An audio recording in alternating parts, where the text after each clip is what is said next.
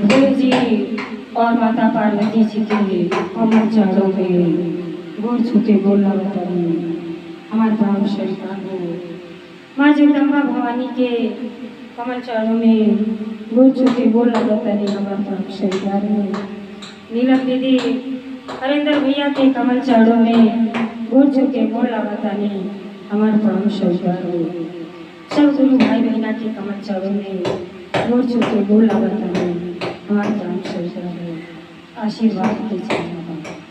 तो ऐसा ही आप लोग अपन प्यार दुलार बनाए रहेंगे। आप लोग के प्यार पाके हमें बड़ा खुशी मिलेगा। ताज आप लोगों के भजन से मन की शांति मिलेगा और चर्चा से ज्ञान मिलेगा। ताज भजन के साथ साथ चर्चा के आनंद उठाई। चर्चा बहुत ही सुंदर बा। चर्चा कहानी कबो आधा अधूरा ना सुने के चाहिए। काहे खातिर के चर्चा से बहुत कुछ सीखे के मिलेगा और महादेव जी की चर्चा तो कबो आधा अधूरा ना सुने के चाहिए। काहे खातिर आधा कथा सुनने से परम पिता परमेश्वर और माता पार्वती जी की अपमान होगा।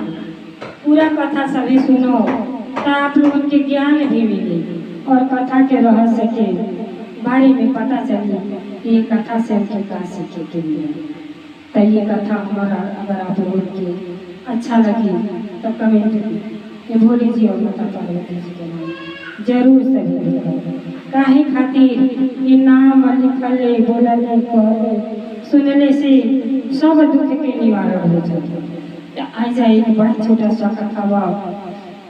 एक कुम्हार जन बर्तन गढ़े वाला जैसे भगवान सृष्टि के रचना करेगा वैसे कुम्हार के हाथ में इतना अच्छा कला देने कि इतना सुंदर वो माटी के बर्तन बनावे दो।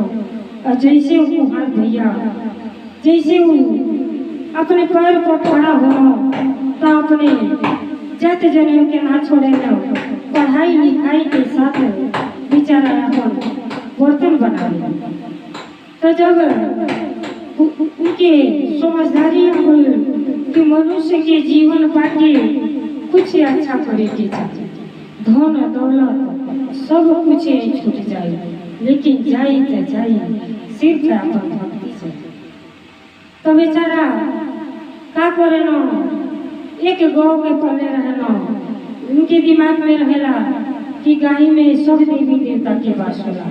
गौ की सेवा करे के चाहिए चारों धाम के समान करे। बेचारा कि ज्यादा कुछ तो धन दौलत ना रहे लेकिन सुबह उठे और अपन का करे नदी में से माटी काट के ले आवे और शाम के इकट्ठा रख दो गाय की सेवा करे। और गाय से जो दूध मिले वो दूध में से पहले दूध निकाल के महादेव जी के वही माटी के बर्तन में खूब सुंदर खीर बनावे और खीर बना के महादेव जी के एक लोटा रोज जलते हैं और खीर की भोग लगा। रोज प्रतिदिन इतना कार्य करे लेकिन महादेव जी से कबो ना मांगे। इतना लोग को पूजा करे जाइए तो पूजा करने से पहले मन में दोष शिकायत रहे कि महादेव जी हमारे हई कार्य करे तो हमारे धन नहीं करे तो बेटा नहीं खा बेटी नहीं खा एक प्रति कितना लोग पूजा करे। लेकिन वो कुम्हार भैया जो है कबू महादेव जी से कुछ ना होता। मन दिल बहुत ही साफ और हमेशा ये विचार हो कि हे महादेव जी ये सुंदर शरीर कुछ ऐसा काम अच्छा बा कि सुंदर शरीर मिलल बा आपके भक्ति भाव कर अगला ही जन्म ऐसा बनाई कि हर हमेशा महादेव जी के याद करते रहे। यह मन में अरमान रहे। ऐसे करते करते जब 20-25 साल का हो गए ना उनको ब्याह शादी हो गई। तो ब्याह शादी हो गई तो जो उनको मलकिन आई रहती तो उनके भक्ति भाव से कौनो मतलब वो चर्चा भोजन कुछ ना कर। उनके सुबह जैसे उठे बिना नहाए धोले भोजन को भोजन बनावे और भोजन बिना पति के पहले भोजन नहीं ग्रहण करे के चाहिए। राक्षसी भोजन हो जाला, शरीर में वो भोजन ना लगेला। ये कहूँ नियम के पालन न करें, उठे भोजन अपन बनावे, आसन ग्रहण कर लें, आराम से पढ़ और उनके पति देव रहे, कार्य करते हुए भी अपन बेचारा महादेव जी के बुलाना, डेली अपने जोनार बनावे अपने हाथ से और महादेव जी के भोग लगावे और जल चढ़ावे। अब ये सब उनको पत्नी के अच्छा ना लगे, रोज दिन कहे देखो न इतना दूध बर्बाद कर देगा, आ यह दूध अगर बीच जाता तो कितना पैसा मिलेगा। अरे महादेव जी के इतना दिन से भक्ति करेगा, महादेव जी रौला के का दिया, कुछ हो तो ना दिले बना, ये झोपड़िए में गुजर करेगी। तब वो बेचारा कुछ हो ना कहे कि देखो भक्ति में बहुत शक्ति है, महादेव जी के पूजा पाठ कैला से धन की कमी ना होला, अब एक न एक दिन महादेव जी जरूर हमें कृपा करता। माँ महादेव जी के यानी माता पिता के बारे में उल्टा शब्द देना बोले के चाहिए, और हमेशा रोज समझाना कि अगर तुम्हारे नाम मन में भाव बता, इतना सुंदर शरीर पाके अगर व्यर्थ बन जाता तो दूसरे के बारे में उल्टा सीधा मत बोला, पाप के भागी मत बोला। लेकिन औरत को माने ना, रोज ईर्ष्या करे, रोज ईर्ष्या करे। तो जनते वाणी महादेव जी तो भक्तन के परीक्षा लेवे करे, और बेचारा इतना कलह कर देनी कि यही से कहल जाला कि जाति के पीसल तो सब खा लेला, लेकिन दांत के पीसल केहू ना खा सकेला। अब प्रतिदिन ईर्ष्या करें, पति से रोज झगड़ा करें, तो अइलो रोजी रोजगार खत्म हो जाता। न समय से दिन उगने के बाद घर में झाड़ू लगावे, लक्ष्मी अइलो लक्ष्मी भाग जाती।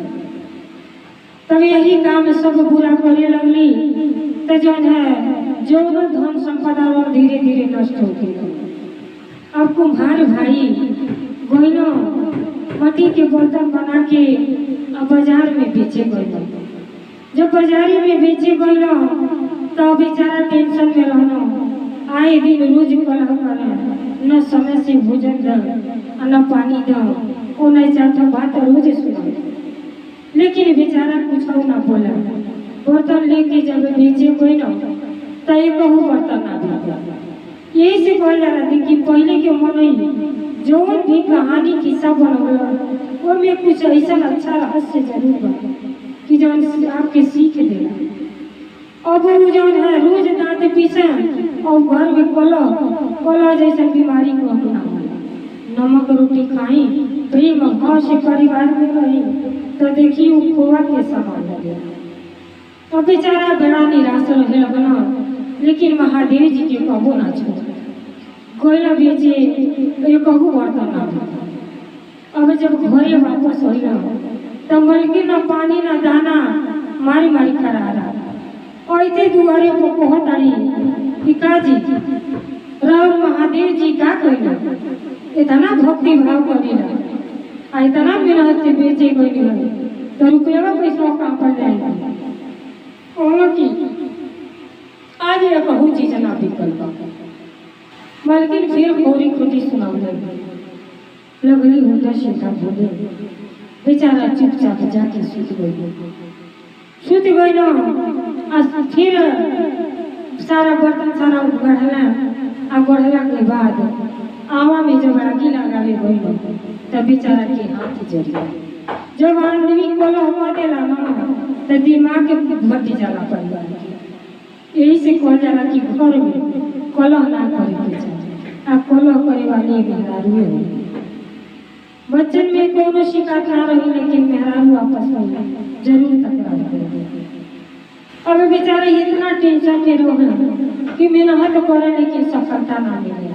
यही तो सब महादेव जी उनकर परीक्षा लेते रहे कि पत्नी ये तरह करते चाहे कि कम से कम पूजा पाठ छोड़ दें, पत्नी के हिसाब से चले।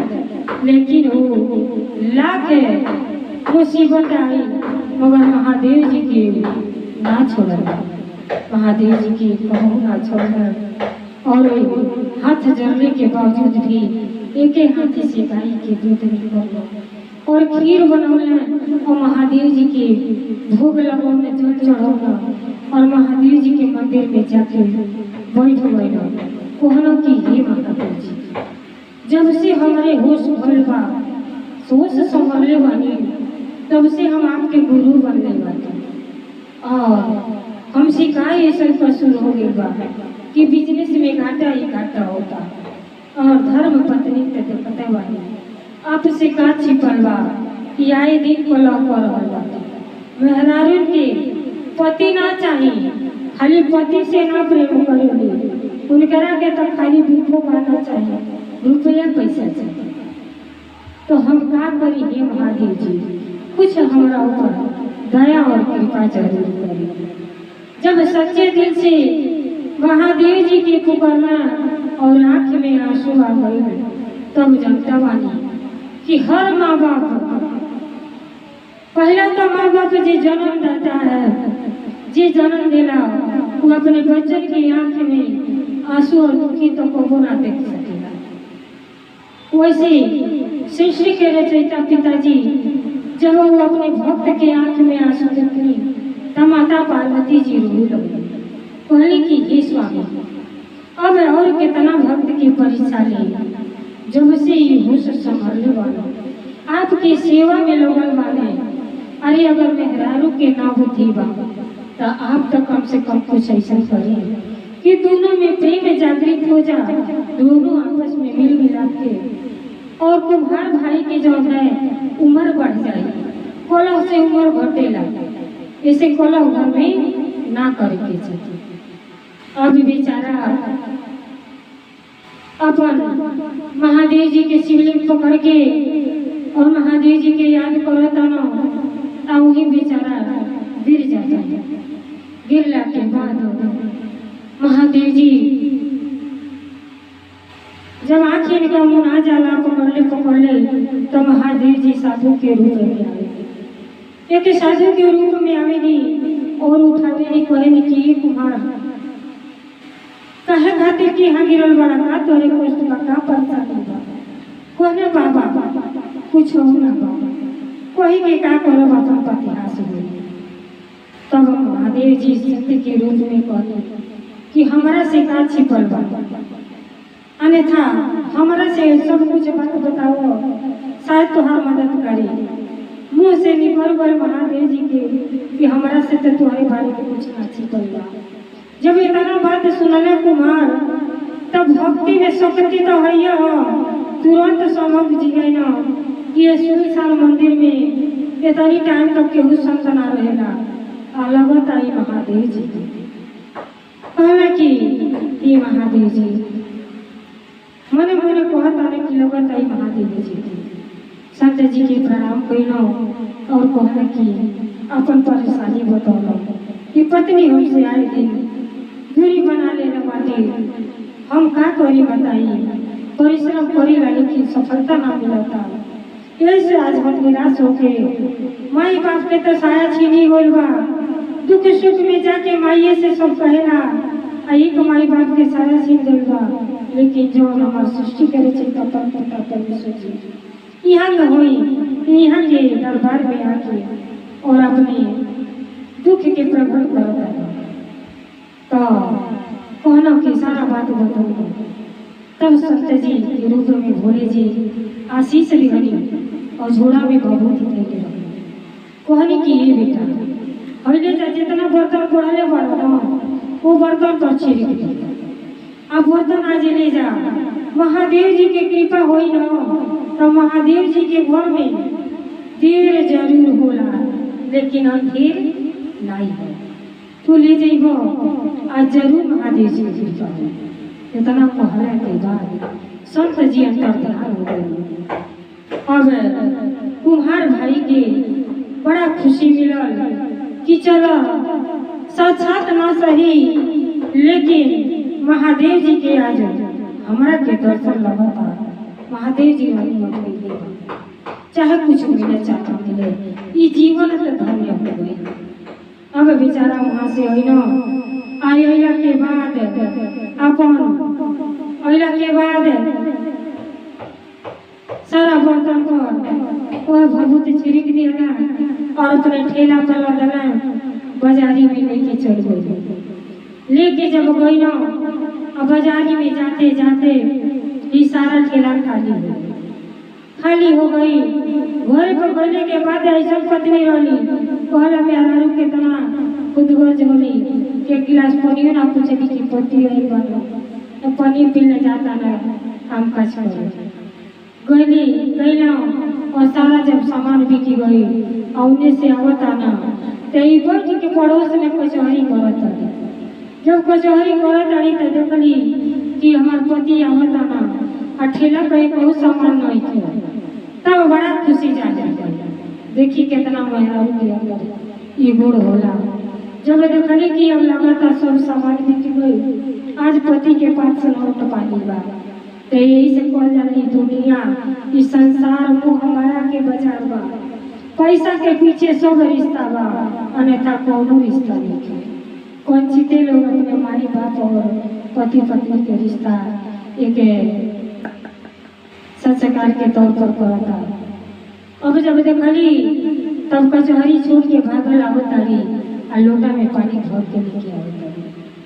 लेके अली कहली कि पानी पीली खाना खाली बड़ा खुश भइली जे आज लगत हमारे सब बिकी गए। कहला हाँ सारा बिकी गई सब महादेव जी के कृपा है। तब वही दिन से पत्नी के भी एहसास हो गई कि हम रोज दिन कहत रहे अपने पति से रोज झगड़ा करत रहे पति के नाम मानत रहे लगातार सचमुच महादेव जी के कृपा है। तो साजी के जब सुते भइली खा पी के तब कहत रही कि कैसे कैसे चमत्कार भइल। तब सारा बात इनका पति कहना कि आए दिन रोज झगड़ा करत रहे कबो भगवान से कुछ ना मांगे मन निराश रहल। मंदिर में गईनी और महादेव जी से अपन दुखड़ा सुनौनी महादेव जी दर्शन देने आ बहुत ही ध्यान की छिड़क दिया तहार बिजनेस में महादेव जी जरूर पूजा करो और वह ले आके कहनी हमार जो है सारा सामान अब पत्नी अपने पति के पैर पर गिर गई और वही दिन से उनके भी एहसास हो गई। कहले कि हम मनुष्य के जीवन पाके आज तक को कुछ ना कहनी ईशिया के सिवा कुछ ना कहनी। हे पति परमेश्वर हमके क्षमा कर दे और आज से हम जौन है भोले जी के अपन गुरु मानत नहीं हर नियम के पालन करो जौन एक स्त्री में होके के चाहिए। वही दिन से सुबह उठे लगनी। सुबह माने 4 बजे शुभ मुहूर्त में औरतन के उठल बहुत जरूरी होला। उठ के कम से कम बोला निकलने से पहले घर में झाड़ू पोछा और नहा के कम से कम 1 लोटा जल सूर्य भगवान के जरूर देला अपना खातिर अपने जीवन के धन्य बना। वही दिन से पत्नी के मन भी बदल गई और पति पत्नी में प्रेम जागृत हो गई। ईर्ष्या देश खत्म हो गई। दोनों जनी प्रेम भाव से रहे लगलो और भगवान जी के भजन कीर्तन करे लगलो। तो देखी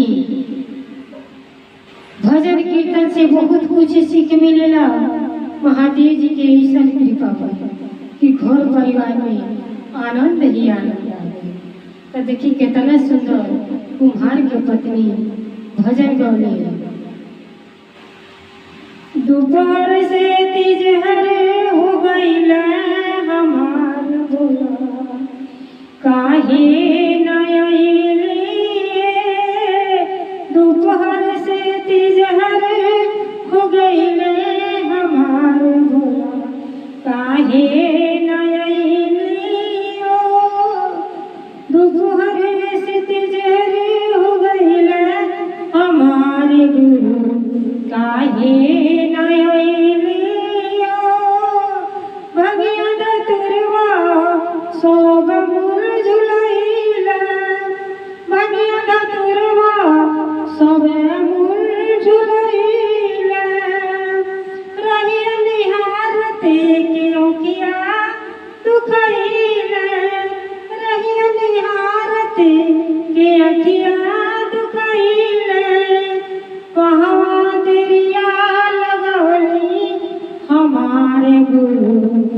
काहे न अइली है कहवा देरिया लगौली हमार गुरु काहे न अइली है दोपहर से तिजहर हो गइले हमार गुरु काहे न अइली मिश्री बादाम धोइल रही गइले रहिया निहारत के अखिया दुखइले रहिया निहारत के अखिया दुखइले कहवा देरिया लगवली हमार गुरु काहे न अइली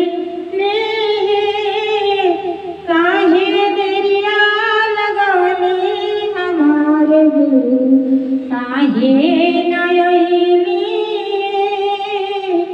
दोपहर से तिजहर हो गइले हमार गुरु काहे न अइली सब गुरु बहिना के बोलवाली सब गुरु बहिना के बोलवाली आंगन में अपने चर्चा करवाली काहे शिष्या के रोवली हमार गुरु काहे न अइली है काहे शिष्या के रोवली हमार गुरु काहे न अइली है।